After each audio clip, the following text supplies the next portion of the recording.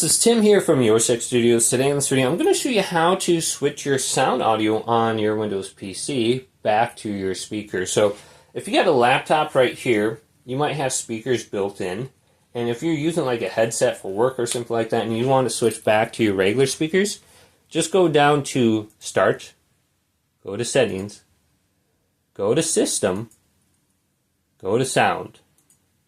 Now what we want to switch is the output device. So if I have my headset plugged in here, maybe these will pop open when I take them out. All you need to do is switch back over to your speakers. So if it's not switching over and playing the sound, try a different option. So you can see my headsets on there, my AirPods, and I want to go back to this option right here and just try this out. If that doesn't work, I can go to the speaker option right here.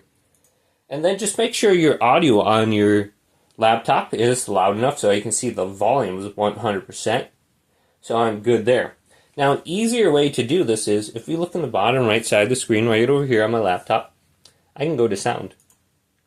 Then I can see the volume right here. Go to this little button right here. This is the output options.